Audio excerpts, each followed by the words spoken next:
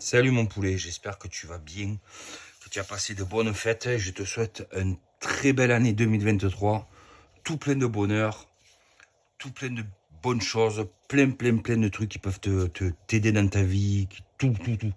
Je te souhaite tout le bonheur possible, tout. Et surtout la santé. Et des pièces de mobilette. Bon, j'espère que tu vas bien. Alors aujourd'hui, petite vidéo avec petite présentation. De mon futur moteur année 2023. Il y en a certains qui l'ont vu sur TikTok. J'avais balancé des photos un peu à droite à gauche. Mais là, j'ai le moteur, il est complet. La seule chose que tu ne verras pas, c'est le pot. Le pot, j'ai décidé que ça serait un pot MR. Donc, ça sera Mika qui va me faire le pot pour cette configuration-là. Donc, j'ai discuté pas mal avec lui. Euh, il en a fait, il en a fait déjà plusieurs pour ce cylindre-là. Et au départ, je partais sur un KRM et je serais parti sur mon ancien pot que j'avais, le pot tout fast. Sauf que là, j'ai envie un peu de changer, de partir sur autre chose. Donc, je vais te présenter tout ça pièce par pièce. Et après, au niveau des choix, je pense que bon, il n'y a pas grand chose à dire. Si ça sera au niveau du carbu, je vais te montrer pourquoi. Les carters, c'est déjà tout vu. Le vilo, c'était déjà tout vu. De toute façon, il y a pas 36 solutions. Normalement, ben, je vais te présenter tout ça et puis je t'explique tout ça. Voilà. Tata, comme au cinéma. Bon, allez, on va commencer par l'essentiel parce que c'est ce que tu vois direct là, en gros plan. Alors là, ça c'est le sans fast FLR. Julien vous l'a présenté, il a fait pareil. On a fait pareil, sans se concerter en plus. On avait décidé qu'en 2023, on allait faire un Too Fast FLR. Sauf que moi, sur le mien, sur la bleue que vous avez présenté, c'est un Too Fast FL. C'est-à-dire que le noyau, c'est exactement le même que celui de Nitro ou de Derby. Là, on voit bien la différence des transferts qui est vraiment monumentale. Ouais, je te montre. J'espère que tu vois bien. La sortie d'échappement qui est monstrueuse aussi. Qui, voilà, carrément, il passe à travers. C'est un truc de malade. Même mon pouce au niveau de l'échappe, j'arrive à le faire passer. L'architecture est vraiment, n'a strictement rien à voir entre les deux. Là, on a vraiment deux transferts, deux gros transferts. Je ne sais pas si tu arrives à le voir ici à l'intérieur. Le port A et le port B qui sont vraiment monstrueux. Le petit qui a été vraiment, vraiment tout petit. Mais il est énorme. L'architecture est magnifique, le cylindre est beau, l'échappement il est monstrueux. J'espère que tu vois bien. Voilà, j'espère qu'il te cadrer là. Il est monstrueux l'échappement, il est vraiment énorme. C'est vraiment un cylindre de fou. Quand je vois les performances qu'il donne, c'est un monstre bordel, c'est vraiment un monstre. C'est hallucinant, hallucinant. Puis il n'y a rien à dire là-dessus de toute façon, hein, c'est du fast, hein, qu'est-ce que tu veux que je te dise. Après, il y a d'autres cylindres, hein. Il y a du Autopunto comme il a fait le Manu, Manuel, pour ceux qui ne connaissent pas. Sur son Autopunto, après, je ne connais pas vraiment les transferts comme ils sont. Mais c'est vraiment impressionnant, quoi. C'est vraiment impressionnant. Il est vraiment magnifique ce cylindre, hein. Il est monstrueux. Dessus, on va lui mettre le Vilo Too Fast. Il est énorme. Il est vraiment énorme ce machin. Course 47. Juju, lui, a décidé de prendre bon, les carters Passion, spécialement prévus pour celui-là. Faut savoir que déjà celui-là, il est déjà monstrueux. Alors celui de Juju, moi je l'ai vu. Il y a ça de plus et un poil plus en largeur. Il est vraiment énorme. Déjà que celui-là, je peux te garantir, il pèse. Mais quand je te dis il pèse, il pèse. Je te le poser, tiens. J'espère que tu le vois. Tu le vois pas, je sais pas. De toute façon, je vais te le dire.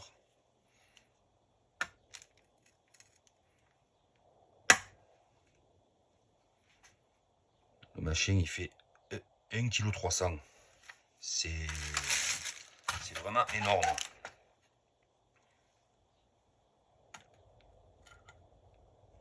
1,3 kg moi. 1,655 kg. 1,870 kg. Voilà. Elle déconne quoi la machine, elle déconne la machine ou pas là? Attends. On va la tailler quand même. Oh. Merci. C'est le froid qui te fait perturber, qui te perturbe ou quoi, chérie? Voilà, c'est 1,750 kg. C'est vraiment énorme, quoi. C'est vraiment énorme. 1,7 kg dans le moteur, voilà, ça ne pas. Même les huilots, ils n'ont rien à dire. Hein. Ils sont impressionnants. C'est magnifique. C'est vraiment magnifique. Après, en termes des carters, ils ont été présentés il n'y a pas longtemps. Je les avais présentés aussi, les carters Aninka. C'est vraiment de très très très beaux carters. Mais vraiment magnifiques. Ils sont magnifiques. Bon, bien entendu, tu l'auras compris, au niveau des masses, il va falloir que j'agrandisse ici. Donc, déjà, lui, il pète. Pour te donner une idée, on gratte ici. Une partie de la tirelire, elle dégage. Hein. Voilà. Une partie qui pète là-bas en bas. Je sais pas si tu arrives à le voir là. Ici. Les carters NK, ils sont vraiment juste magnifiques, quoi. C'est ma deuxième paire que j'ai. Je l'ai sur mon premier. Je suis vraiment ravi. Franchement, il a fait un boulot magnifique. En tout cas, je t'embrasse, mon poulet. Je te fais de gros bisous. Je t'appellerai dans la semaine. Ils sont magnifiques. Magnifiques, magnifiques. C'est vraiment de la belle qualité. Et il n'y a rien à dire, quoi. Ils sont vraiment beaux, ces carters. Après, j'ai pas eu la chance d'avoir la panel de carters qu'il a eu Fabien. Mais c'est vrai que c'est vraiment beau, quoi. Moi, j'avais les néos, je lui ai envoyé les néos. Il m'a renvoyé les néos, donc vous les avez vus, ça n'a strictement rien à voir. C'est pas pareil. C'est vraiment du carter pour faire du gros, du gros, quoi. Ça, c'est vraiment des carters pour faire du gros. Je dirais minimum 80, quoi. Minimum 80. Voilà. Un big up à Jérémy aussi qui a pris les mêmes carters et qui s'est monté un 80 bidalo. Je t'embrasse aussi, ma poule. Magnifique. Ils sont vraiment magnifiques, ces carters. Ils sont vraiment beaux. Après, en termes d'admission, on va partir comme d'hab, hein, sur, tu les connais, hein, sur les V-Force. Les Force 3. Hein, voilà. Normal, hein. C'est des vrais, vu le prix. Hein. C'est pas des faux. Ça fait un petit moment que je les avais, ceux-là. Je les avais en stock. En termes de pipe, j'hésite entre les deux. Alors ça, c'est une pipe MXS, Maxi Scout. Par contre, qui est vendue avec la bac. La bac, moi. C'est une espèce de pipe inclinée ou je sais pas quoi là. C'est une espèce de support. Elle se vend pas seule. Elle se vend absolument pas seule du tout. C'est une pipe qui est pas mal, qu'il y avait sur mon moteur, que MR m'avait vendu. Qui est bien, qui est souple et rigide à la fois. Elle est tout en plastique, quoi. Ça, il y a un renfort à l'intérieur. Non, elle est pas mal. Elle est vraiment très bien. Ou alors la malle aussi, que j'ai aussi sur l'autre moteur. Je sais pas. Je sais pas du tout encore laquelle je vais mettre. Je sais pas. Après, j'ai une troisième option, c'est peut-être une pipe à David, à Solesgum. Je sais pas. Je vais voir. En termes de Vario, bon, ben, ça sera le seul. Hein. C'est le seul qui tient. Hein. Le Vario, moi aussi. Voilà. Je l'ai récupéré à un collègue. Il a acheté un Vario Omega. Copie de Bidalo. De chez 50 Factory. Ça, c'est le Vario. C'est le Canon RCX. Donc, dessus, je vais lui mettre le Canon des Derby Euro 3. C'est Euro 3, hein, tu le vois. De toute façon, j'ai l'autre sur l'autre moteur. Le moteur qui est vendu. Hein, il va partir chez son nouveau propriétaire dans très peu de temps. Ce que je te disais au niveau de la carburation, j'avais un doute. Alors, j'ai deux modèles. Celui-là qui n'a pas été vraiment présenté, qui commence à être connaître. D'ailleurs, je remercie Mamat pour me l'avoir fait connaître. Parce que c'est grâce à Mamat que je le connais. Ça, c'est une série 2022. C'est la dernière série. J'en ai deux. J'en ai un là et j'en ai un sur la bécane. Ou le 34 sur Nord. J'ai le cul entre deux chaises. Comme tu peux le voir, là, c'est un 30, là, c'est un 34. Hein, tu vois vraiment le mastodon. Ça n'a strictement rien à voir. Et pourtant, voilà, lui, il le gobe. Donc, il est plus petit, lui, il est plus gros. Mais je sais que celui-là est très complexe à régler. parce qu'il y a beaucoup de gicleurs à l'intérieur. Je ne vais pas te faire les détails parce que sinon la vidéo va tirer 3 heures. Le Sunward, au niveau des réglages, ça va. On s'en sort pas mal. Même s'il y en a qui disent que c'est un carbu, bon, c'est des Dobé, c'est des si, c'est des mi. Les Sunward sont relativement pas mal, même bon, c'est du chinois, il faut dire les choses comme ils sont. Mais bon, ça reste des carbus relativement stables, on va dire. Après, il y en a qui disent, ouais, t'as une chance sur deux, machin. Pour le moment, moi, j'ai pas eu de problème à les Sunward. J'ai pas eu de souci avec. J'en ai pas eu un qui est dobé, je touche du bois. Hein. Je n'ai pas eu un qui est dobé, tant que le 28, bon, le 28, c'est un 28 TR, c'est pas pareil, il a été refait par tournoi. Après, j'en ai un autre, c'est un 24 sur une brelle, j'ai pas mis longtemps pour le régler. C'est des carbus qui se règlent assez facilement, qui sont plutôt pas mal. Sache qu'il faut par contre changer le puits d'aiguille. Il faut mettre 8 trous. Et la pointe, l'aiguille, tu la mets complètement en bas et le clips complètement en haut. Tu verras un réglage qui est beaucoup plus pratique, beaucoup plus simple. Fais-le, teste-le, tu verras. Après, celui-là, c'est vrai qu'en termes de stabilité, c'est un vrai carbu. Il y a des vrais conduits, l'architecture à l'intérieur, elle n'a strictement rien à voir. À la rigueur, je te ferai un détail un peu plus détaillé. Entre parenthèses, celui-là, c'est Alexis qui me l'a fait avoir. Je te remercie, Alexis, je t'embrasse. Je te fais de gros bisous aussi. Je te remercie pour m'avoir eu. Parce que celui-là, si tu veux l'avoir, il faut que tu passes par un site de cartes, Mondo Cartes, je crois. Alors, je vais te donner la référence, c'est le VHSH30, le 9303. Ah, tu vois, j'en ai même, je sais pas si tu... la plaque de l'autre, elle est là. Elle est ici, là. Voilà, mon frère, il a aussi. Très galère à régler. Par contre, mon frère a réussi à le régler. Il m'a dit, c'est top. Franchement, tu as ralenti, il est stable dans tous les régimes. Dans tous les régimes, t'as rien. T'as pas de trou. Quand c'est réglé, c'est linéaire, c'est beaucoup plus fluide. Ça n'a strictement rien à voir qu'avec le Sonorn. C'est pas pareil. Je sais pas comment l'expliquer. En fait, il faut tester. Pardon, excuse-moi. Il faut tester. Faut le tester. Il faut regarder le. Même ça n'a rien à voir. Ça n'a rien à voir. Même quand tu l'ouvres, je vais te montrer un truc. Ça m'a. Déjà le ressort, déjà, il va pas voler. T'as un joint ici, en caoutchouc. Là, le ressort, tu le vois, il est tout petit. Lui, quand tu enlèves le pointeau, hein, le pointeau, il s'enlève pas. Il est carrément fixé avec une clé. Fait, tu le vis, quoi, le pointeau. Le vis, c'est pris un sandwich, quoi. Le machin, il bouge pas. Ça n'a rien à voir. Alors, je te le conseille, mais par contre, c'est vrai qu'au niveau réglage, c'est un peu tendu parce que ça n'a rien à voir. Mais par contre, quand c'est stable, c'est fini. Voilà. Il y a Mama qui l'utilise depuis quelques temps.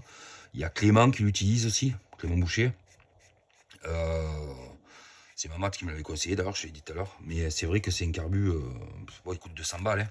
Par contre, attention, les gicleurs, ils coûtent un braquage, hein, je te le dis. Moi, j'ai commandé le complet. Mamad m'a demandé de prendre certains gicleurs, des gicleurs de ralenti, des gicleurs principaux, peu importe. Tu verras que rien que et un des gicleurs, je sais plus lequel c'est, coûte 3 euros, quoi. T'en faut 10. Donc ça te fait 30 balles les 10 gicleurs, quoi.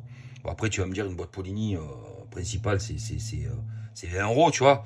Mais pour te donner un exemple, quoi, ça m'a coûté, pour te donner une idée, dans les 260 euros, je crois, un truc comme ça, ou 270 balles, je sais plus, pour acheter vraiment tous les gicleurs. Les aiguilles aussi. Les aiguilles, pour chaque aiguille. Voilà. Mais par contre, tu vois que c'est pas pareil. Après, je sais qu'il y en a un qui a été modifié par Polini. Maman m'a dit ça sert à rien, tu prends celui-là, tu poses celui-là et tu verras. Donc il m'a expliqué quelques réglages et puis en avant quoi. Et puis mon frère il a peaufiné, ça n'a rien à voir. Je le conseille fortement ce carbu. Même si quand tu le vois, le corps il est monstrueux quand même. Hein. Ça n'a rien à voir. Il est vraiment énorme. Voilà, ben écoute, l'année 2023 s'annonce bien. Tu ne verras plus ma bleue parce que la bleue c'est mon frère qui l'a, je lui ai vendu. Donc moi je suis en train de me refaire une MBK 51 toute à mon goût, à moi. Je vous la présenterai étape par étape ou alors je vous la présenterai finie. Je pense que je vous la présenterai finie, ça sera beaucoup plus simple. Comme ça tu la verras fini, complet, nickel quoi. Voilà. Après j'ai autre chose à te montrer. Configuration client. Enfin client. C'est un client, c'est un pote, un client. Qui a décidé de se faire un moteur. Sauf que lui, il est parti complètement sur autre chose. Il est parti sur l'Euro 3. Il est parti sur des carters, Scoot Racing 89. Et il a acheté le Bidalo. Donc je vais te présenter en même temps le Bidalo 80 WR. En termes, j'ai pas le carter. Hein. Le carter, il les aura au mois de, je sais pas quel mois d'ailleurs. Déjà, je vais te présenter le vélo qu'il a mis, tout fast, hein, comme d'hab. Voilà. Il est beaucoup plus lourd que le Bidalo, que le vélo Bidalo en course 44.9. C'est marqué là, course 49, c'est encore, voilà. C'est vraiment, voilà quoi. Tu écoutes le bruit, c'est magique. Voilà pour tout le, ça pèse. C'est vraiment des vélos qui pèsent, c'est un truc de jobard quand même. C'est, voilà, toujours pareil, 1,3 €. À tout près 1,3 €. Ils sont magnifiques ces vélos. Magnifiques. C'est vrai qu'ils sont très chers, hein, mais ils sont magnifiques. Allez, je vais te montrer la bestiole. Elle est là. Donc, voilà le 80 WR. Le 80 WR. En termes de transfert, qui est complètement revu. Le noyau, il a complètement été revu. Ça n'a strictement rien à voir. L'échappement a été revu. Tout a été revu par rapport au 70 WR. Donc je te montre, j'essaie de te montrer si je te les boosters, ils sont monstrueux, les transferts. J'espère que tu vois bien. Je vais prendre mon téléphone parce que ça va se faire. Voilà, comme ça tu le vois bien. C'est vraiment un très beau cylindre. Là,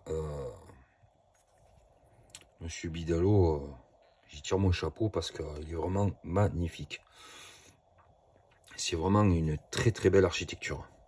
Non, il est beau. Après, bon, j'ai vu 5 transferts, 6 transferts, bref. Il a ses raisons, hein, d'ailleurs. Hein. Par contre, comme tu peux le voir, tu vois, le booster, il va vraiment loin, quoi. Il arrive quasiment, il est quasiment à la moitié du cylindre, quoi. Je sais pas si tu te rends compte, mais il est quasiment à la moitié du cylindre. C'est vraiment impressionnant, quoi.